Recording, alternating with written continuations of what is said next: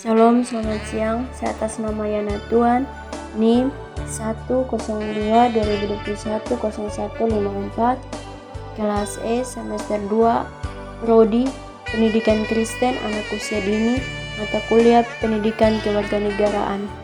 Di sini saya akan menjelaskan materi tentang bagaimana esensi dan urgensi identitas nasional sebagai salah satu determinan pembangunan bangsa dan karakter.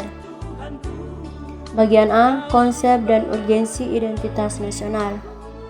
Konsep identitas nasional dibentuk oleh dua kata dasar, ialah identitas dan nasional. Kata identitas berasal dari kata identik. Sedangkan dalam Kamus Besar Bahasa Indonesia, nasional berarti bersifat kebangsaan, berkenan atau berasal dari bangsa sendiri, meliputi suatu bangsa. Dalam konteks pendidikan kewarganegaraan, identitas nasional lebih dekat dengan arti jati diri, yakni ciri-ciri atau karakteristik, perasaan atau keyakinan tentang kebangsaan yang membedakan bangsa Indonesia dengan bangsa lain. Apabila bangsa Indonesia memiliki identitas nasional, maka bangsa lain akan dengan mudah mengenali dan mampu membedakan bangsa Indonesia dengan bangsa lain. Identitas nasional Indonesia menunjukkan pada identitas-identitas yang sifatnya nasional, yaitu yang pertama, bahasa nasional, yaitu bahasa persatuan, yaitu bahasa Indonesia. Yang kedua, bendera negara, yaitu sang merah putih. Yang ketiga, lagu kebangsaan, yaitu Indonesia Raya. Yang keempat, lambang negara, yaitu Garuda Pancasila. Yang kelima, semboyan negara, yaitu Bhinneka Tunggal Ika.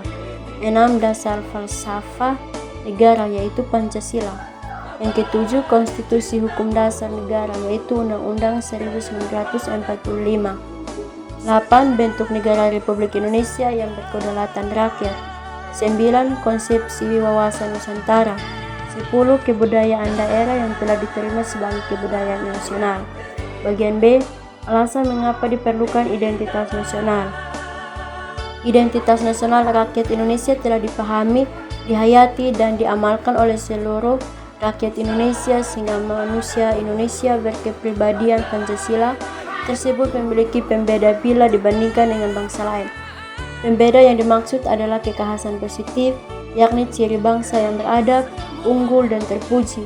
Bukanlah sebaliknya, yakni kekhasan yang negatif, bangsa yang tidak beradab, bangsa yang miskin, terbelakang, dan tidak terpuji. Bagian C, mengenali sumber historis, sosiologis, politik tentang identitas nasional Indonesia. Secara historis, identitas nasional Indonesia ditandai ketika munculnya kesadaran rakyat Indonesia sebagai bangsa yang sedang dijajah oleh asing pada tahun 1008 yang dikenali dengan masa kebangkitan nasional bangsa. Pada saat itu muncullah kesadaran untuk bangkit membentuk sebuah bangsa. Dengan kata lain, unsur pendidikan sangatlah penting bagi pembentukan kebudayaan dan kesadaran akan kebangsaan sebagai identitas nasional.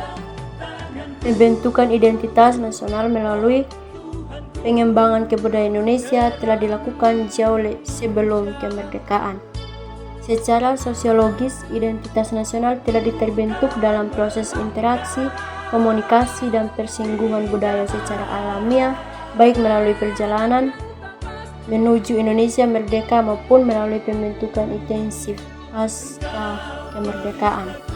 Identitas nasional pasca kemerdekaan dilakukan secara terancana oleh pemerintahan dan organisasi kemasyarakatan melalui berbagai kegiatan seperti upacara kenegaraan dan proses pendidikan dalam lembaga pendidikan formal atau non-formal.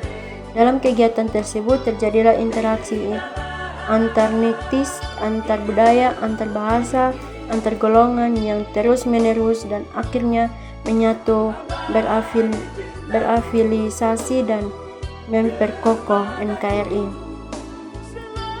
Menurut Nunus Supardi 2007, Kongres Kebudayaan di Indonesia pernah dilakukan sejak 1918 yang diperkirakan sebagai pengaruh dari Kongres Budi Utomo 1908 yang dipelopori oleh Dr. Anus Rajimanwidyaningrat Kongres Kebudayaan diselenggarakan di Solo tanggal 5 sampai 7 Juli 1918 yang terbatas pada pengembangan budaya Jawa. Namun dampaknya telah meluas sampai pada kebudayaan Sunda, Madura, dan Bali. Kongres Bahasa Sunda diselenggarakan di Bandung tahun 1924. Kongres Bahasa Indonesia diselenggarakan tahun 1938 di Solo.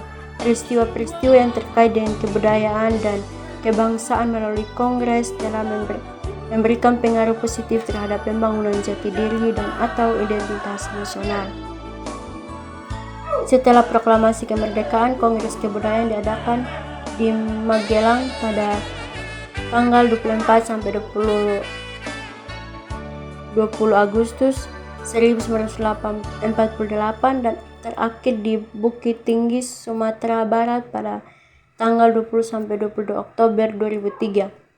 Menurut Tilar 2007, Kongres Kebudayaan telah mampu melahirkan kepedulian terhadap unsur-unsur budaya lain. Secara historis, pengalaman Kongres telah banyak memberikan inspirasi yang mengekstral akan kesadaran berbangsa yang diwujudkan dengan semakin banyak berdirinya organisasi kemasyarakatan dan organisasi politik.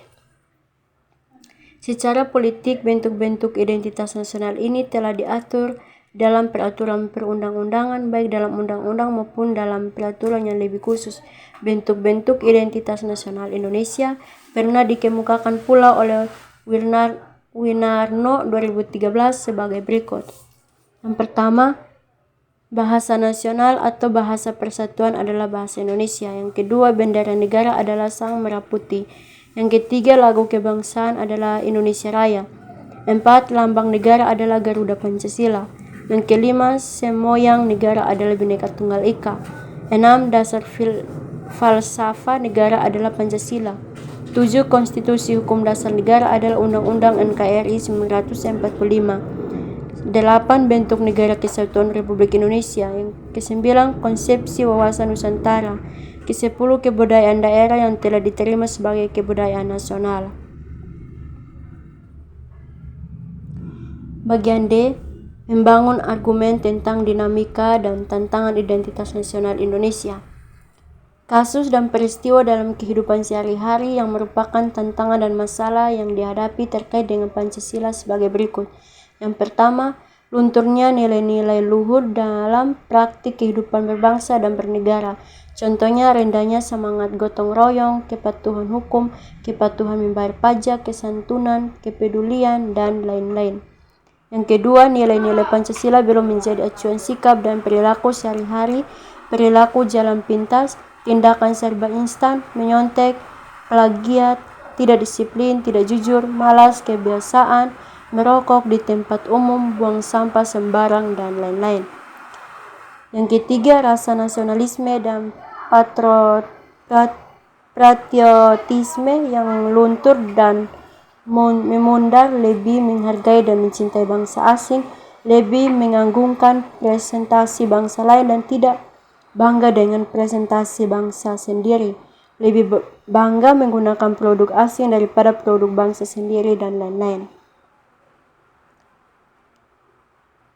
Yang keempat, lebih bangga menggunakan bendera asing daripada bendera merah putih, lebih bangga menggunakan bahasa asing daripada menggunakan bahasa Indonesia. Yang keempat, menyukai simbol-simbol asing daripada lambang-lambang simbol bangsa sendiri, dan lebih mengapresiasi dan senang menyanyikan lagu-lagu asing daripada mengapresiasi lagu nasional dan lagu daerah sendiri. Bangsa Indonesia perlu didorong agar menjadi bangsa yang beretos, kerja tinggi, rajin, tekun, ulet, tidak malas, serta menjunjung tinggi nilai kejujuran. Semua nilai-nilai tersebut telah cakup dalam Pancasila, sehingga pada akhirnya semua permasalahan akan terjawab apabila bangsa Indonesia mampu berkomitmen untuk mengamalkan Pancasila. Bagian E, mendeskripsikan esensi dan urgensi identitas nasional Indonesia. Mengapa identitas nasional itu penting bagi semua negara bangsa? Pada dasarnya, jawabannya hampir sama dengan pentingnya identitas bagi diri individu manusia. Yang pertama, agar bangsa Indonesia dikenal oleh bangsa lain. Apabila kita sudah dikenal oleh bangsa lain, maka kita dapat melanjutkan perjuangan untuk mampu eksis sebagai bangsa sesuai dengan fitrahnya. Kedua, identitas nasional bagi sebuah negara sangat penting bagi kelangsungan hidup negara bangsa tersebut. Tidak mungkin negara dapat hidup sendiri sehingga dapat eksis. Setiap negara memiliki keterbatasan sehingga perlu bantuan pertolongan negara bangsa lain. Oleh karena itu, identitas nasional sangat penting untuk memenuhi kebutuhan atau kepentingan nasional negara-negara bangsa Indonesia. Yang ketiga, identitas nasional penting bagi kewibawaan negara dan bangsa Indonesia. Dengan saling mengenal identitas, maka akan tumbuh rasa saling hormat, saling pengertian, mutual understanding, tidak akan stratifikasi dalam kedudukan antar negara bangsa. Dalam berhubungan antar negara tercipta hubungan yang sederajat, sejajar, karena masing-masing mengakui bahwa setiap negara terdaulat tidak boleh melampaui kedaulatan negara lain. Mungkin inilah materi yang saya bawakan. Terima kasih. Shalom.